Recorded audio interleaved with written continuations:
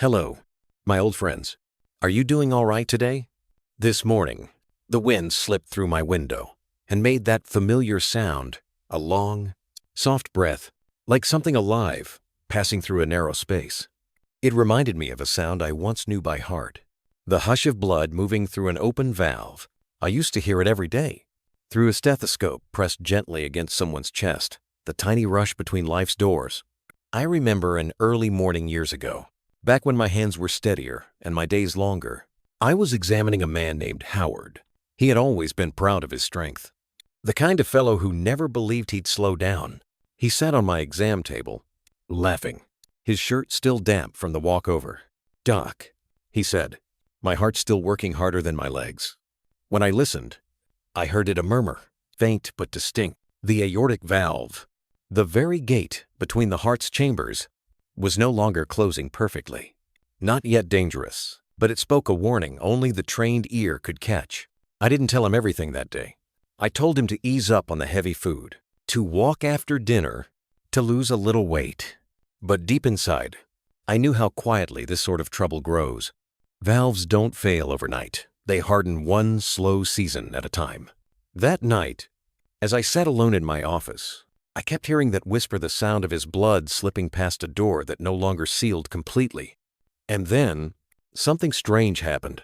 I realized I could hear it everywhere in the radiator sighing, in the hinges of my own front door, even in my breathing as I climbed the stairs. The world, it seemed, was full of valves, all of them working, aging, changing, just like us. It made me wonder, what keeps some hearts supple while others grow stiff? Years later, I came to believe it's not just about the heart's biology. It's about how we live, the way we open and close ourselves to the world. Our habits, our meals, our tempers, our capacity to forgive.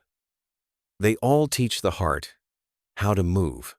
I've seen people whose hearts hardened long before their valves did. They built walls around themselves. The same way calcium builds around the leaflets of the heart. They stopped letting laughter in, stopped walking after meals, stopped making peace with what had passed. And slowly, their bodies followed the shape of their minds, tight, brittle, unwilling to bend. But the rare few, the 1% who stay light, even in old age, they live differently. Their blood moves cleanly because their days do. They eat simply. They breathe deeply. They forgive quickly. They don't weigh themselves down with things they can't carry anymore. I used to think it was just discipline. Now I know it's wisdom. The body remembers the way you treat it. One evening, long after I'd retired, I found my old stethoscope in a drawer, out of habit. I placed it against my own chest. The rhythm was slower now, steadier. The valve still whispered, not perfectly, but faithfully. And for a moment, I felt an unexpected gratitude. Each valve in your heart opens and closes more than 100,000 times a day.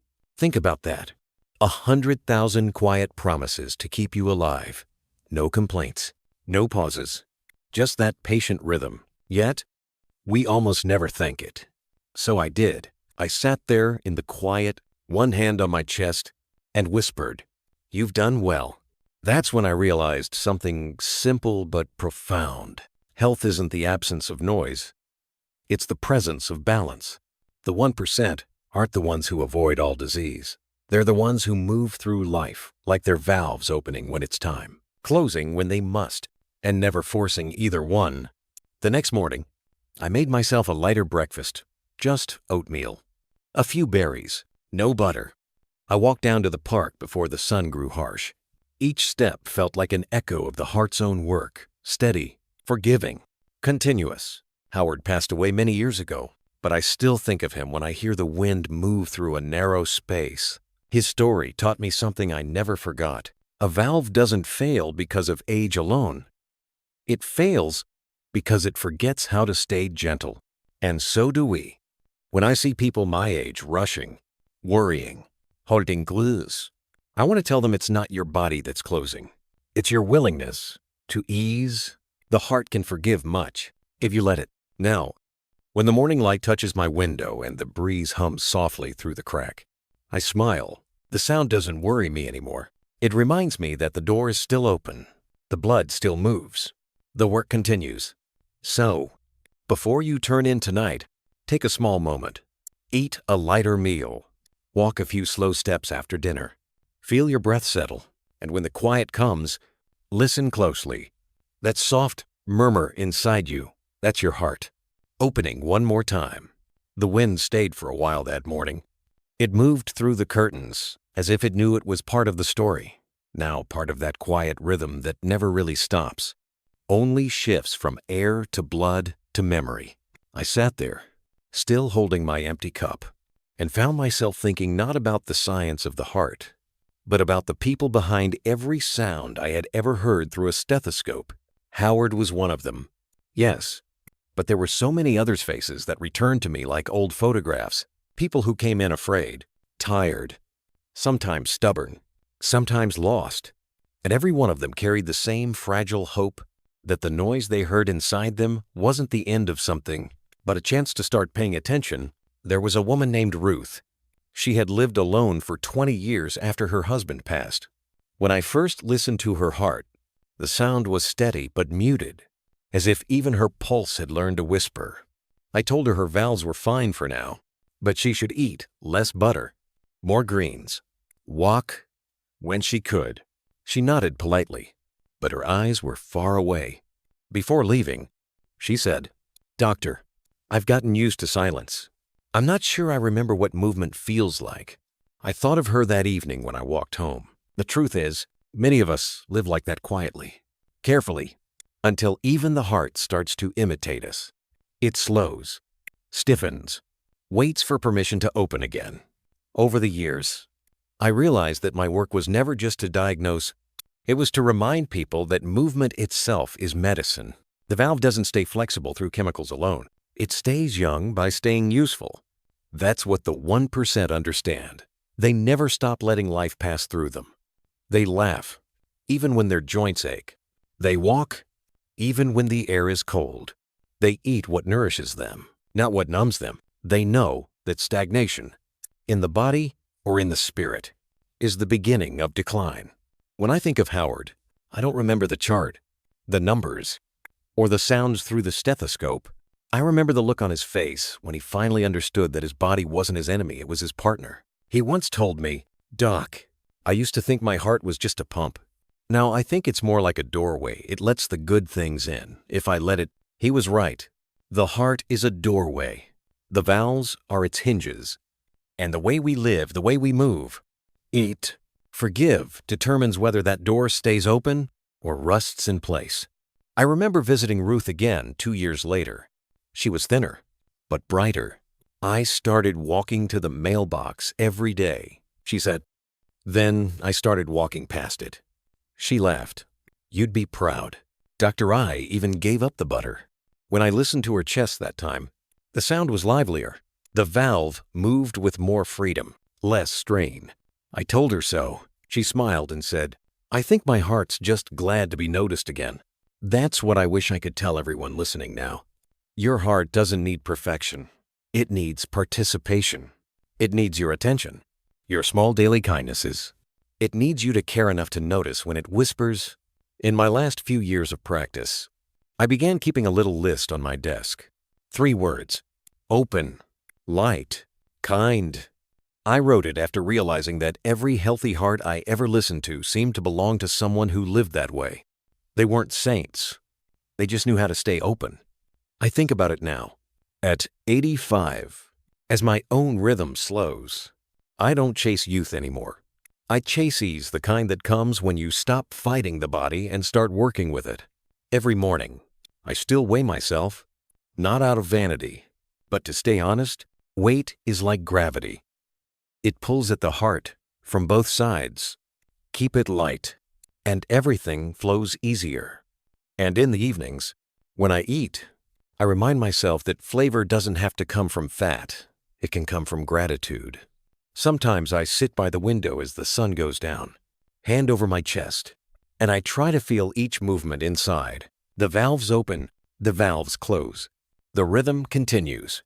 There's no rush, no urgency, just life, doing its quiet work. That's when I feel the connection again, not just to the heart inside me, but to the hearts I've known to the long, invisible line of human rhythm that ties us all together.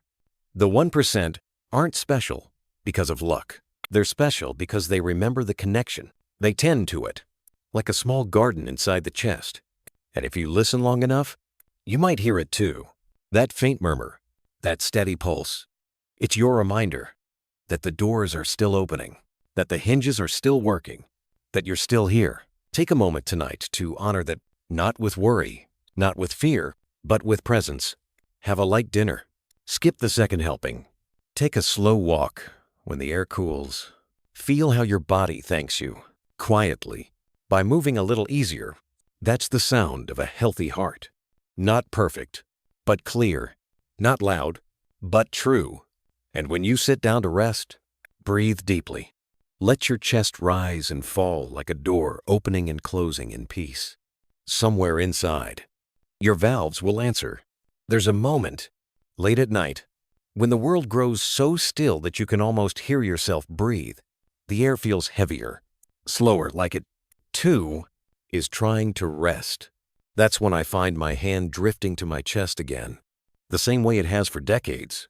A quiet ritual between old friends, my hand, and the heart that's kept its promise longer than I ever deserved. I used to think longevity came from discipline, from the charts, the diets, the schedules.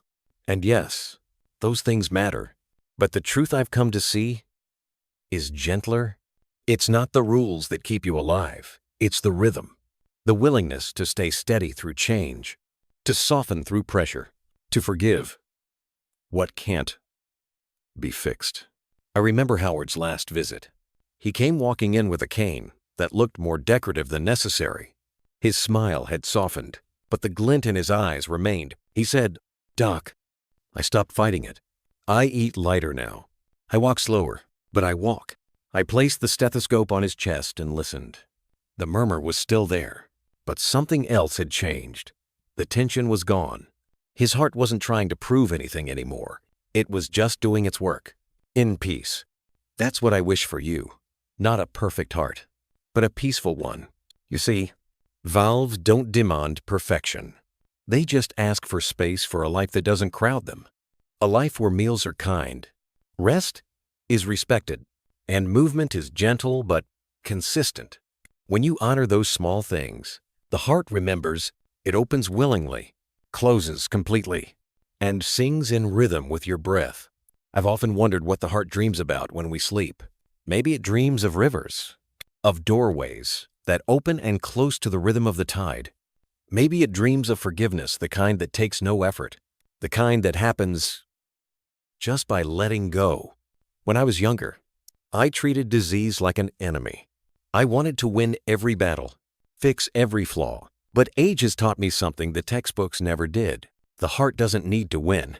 It needs to cooperate. Every beat is a negotiation between effort and surrender.